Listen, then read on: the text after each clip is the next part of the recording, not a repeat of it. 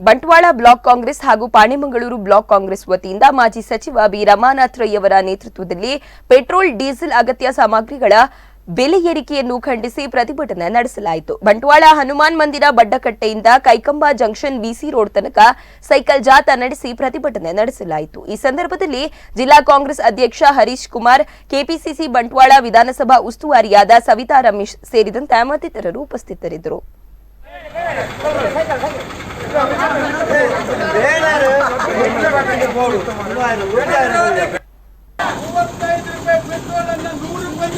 ನರೇಂದ್ರ ಮೋದಿ ಸರ್ಕಾರಕ್ಕೆ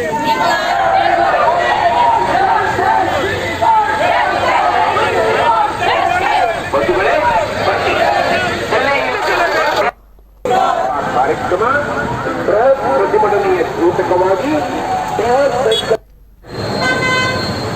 ಒಂದು ಮೆಥಡನ್ನು ಮಾಡಿಕೊಂಡು ಒಂದು 70 ರೂಪಾಯಿಗಿಂತ ಜಾಸ್ತಿ ಹೋಗುವುದಂತೆ ನೋಡುತ್ತಿದ್ದಾರೆ. ಇದು ಜನಪರವಾದಂತ ದೃಷ್ಟಿಯಲ್ಲಿ ಅವರು ಮಾಡಿರ್ತಕ್ಕಂಥ ಕಾರ್ಯಕ್ರಮ.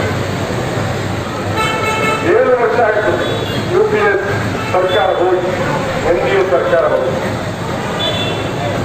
ಒಬ್ಬ ಆಂಕರ್, ರಾಷ್ಟ್ರೀಯ ಚಾನಲ್ ಆಂಕರ್ ಇವತ್ತಿಗೂ ಹಿಂದಿನ ಸರ್ಕಾರ ಕಾರಣ ಅಂತೇಳಿ 7 ವರ್ಷದ ನಂತರ ಮಾತಾಡ್ತಾರಾದ್ರೆ ಇದಕ್ಕಿಂತ ದೊಡ್ಡ ತಮಾಷೆ ಇನ್ನೊಂದಿಲ್ಲ ಅಂತ ಹೇಳ್ತಕ್ಕಂಥ ಮಾತನ್ನು